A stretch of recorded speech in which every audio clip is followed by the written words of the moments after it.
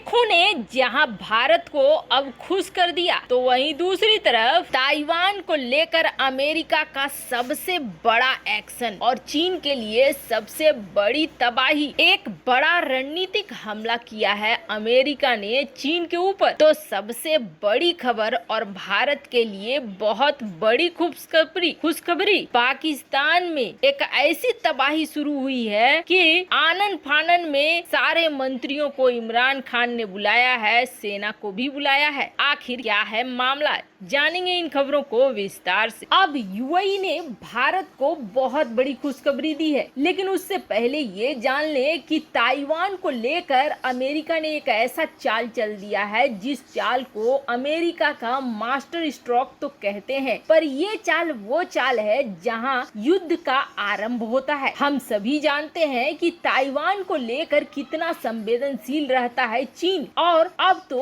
उसी की दुखती रग को दबा दिया है अमेरिका ने। जब महामारी फैली थी तब चिल्ला कर ताइवान ये कहता था WHO से कि हमें बोलने का मौका दो, हमें आने दो, हमें वहां पहुंचने दो, हमारे प्रतिनिधि को दुनिया को बताने दो कि कैसे इससे बचा जा सकता है। लेकिन उस वक्त WHO ने सीधे मना कर दिया था, और इससे पहले तक ताइवान का कोई भी प्रतिनिधि यूएन में नहीं हुआ करता था। यूएन में ताइवान का अपना प्रतिनिधि होने का मतलब है चीन की संप्रभुता को बहुत बड़ी चोट, और चीन जो वन चाइना पॉलिसी का रट्टा मारता है उस पर भी सबसे बड़ी चोट। लेकिन अब अमेरिका ने इतना बड़ा चाल चल दिया है जिससे चीन बिलबिला उठा है। दरअसल अमेरिका ने पहले तो ये कहा कि अगर ताइवान पर हमला करता है चीन तो हम ताइवान की रक्षा करने के लिए आएंगे, यानी सैन्य सहायता और सैन्य मदद देने को अमेरिका तैयार है, ये जो बाइडेन ने खुद से कहा। तो वहीं अगली चाल चलते हुए ताइवान को अब यूएन में लाने का समर्थन कर रहा है अमेरिका, और ये कह रहा है कि यूएन में भी ताइवान का प्रतिनिधि हो, इसके लिए हम तरीके से काम कर रहे हैं। मतलब ये तो हो गई सीधी चोट। देख सकते हैं आप आर्टिकल जिसमें अमेरिका ताइवान के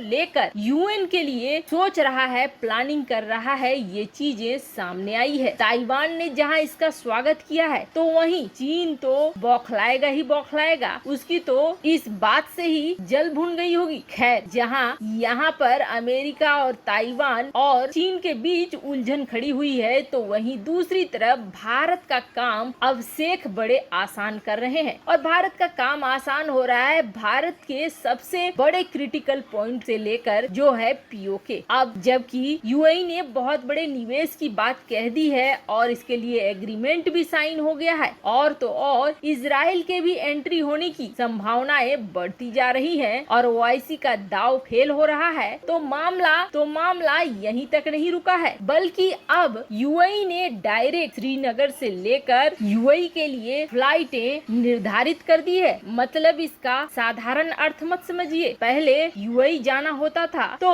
अलग अलग जगहों से श्रीनगर या जम्मू कश्मीर के लोगों को प्लेन पकड़ना पड़ता था, पर अब ये डायरेक्ट हो रहा है, जो भारत के लिए किसी तोहफे से कम नहीं है, और पाकिस्तान के लिए सबसे बड़ी हार से भी ज्यादा बड़ी चोट है। अब भारतीय विदेश नीति का लोहा न सिर्फ पाकिस्तान बल्कि पूरी दुनिया मान रही है कि भारत एक के बाद एक ऐसी चालें चल रहा है जो पाकिस्तान को धराशाही कर रहा है। तो वहीं अब तक तो हमने ये देख ही लिया कि पाकिस्तान दिवालियापन के कगार पर पहुंच गया है, लेकिन अब पाकिस्तान में कुछ ऐसा हो गया है कि होम मिनिस्टर जो पहुंचे थे यूएई भारत और पाकिस्तान का मैच देखने के लिए, उनको आनन फानन में बुला लिया गया। सारे पाकिस्तानी सेना के कमांडरों की मीटिंग रख दी गई, और तो और आनन फानन में ये कहा गया कि हो सकता है हमें इमरजेंसी लगाने की नौबत भी आ जाए। आखिर एक जलजला जैसा जो आ गया है पाकिस्तान के अंदर, और इसके आने की वजह भी कोई और नहीं है बल्कि खुद पाकिस्तान है। लेकिन पाकिस्तान का वही पुराना गाना रोना है। इसके लिए भी पाकिस्तान दोष दे रहा है भारत को और कह रहा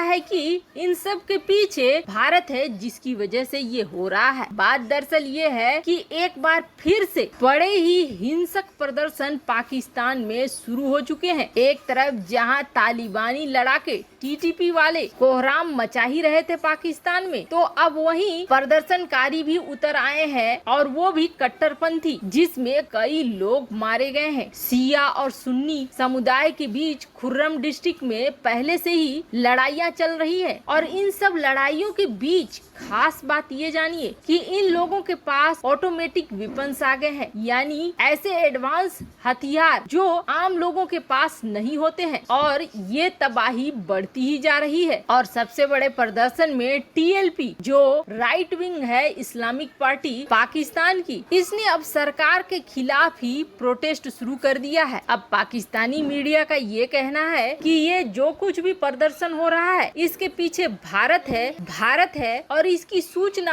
हमें मिल चुकी है। खैर, अपनी नाकामियों को छिपाने के लिए ये भारत पर दोष देते हैं। अब आखिरकार ये प्रदर्शनकारी क्यों प्रदर्शन कर रहे हैं, तो आपको बता दें ये कहीं से भी इमरान खान सरकार से खुश नजर नहीं आ रहे हैं। पाकिस्तान की अर्थव्यवस्था बुरी तरीके से गिर रही है और पाकिस्तानी रुपया डॉलर के मुकाबले बहुत ही निचले स्तर पर पहुंच गया है। पहले तो ये 172 था, अब ये 173 रुपए 50 पैसे प्रति डॉलर पहुंच गया है। और सिर्फ इतना ही नहीं है, बल्कि अब ये प्रदर्शनकारी फिर से मांग शुरू कर रहे हैं कि फ्रांस के साथ रिश्ता को तोड़ो और फ्रांस का बायकॉट करो। ये सारी बातें अजीब सी लग रही होंगी कि आखिर इस वक्त तो फ्रांस का कोई मुद्दा नहीं है, फिर ऐसा क्यों हो रहा है। तो आपको बताएं ये सब कुछ अब टीएलपी की वजह से हो रहा है और टीएलपी ये चाहती है कि इमरान खान की कुर्सी यहाँ से खत्म हो। साथ ही साथ जो कट्टरपंथी समूह है, अब वो अफगानिस्तान में जिस तरीके से तालिबान की स्थापना हुई है वैसा ही कुछ यहाँ पर करना चाहते हैं। यही वजह है कि अब आग में झुलस रहा है पाकिस्तान। वैसे ये शुरुआत है,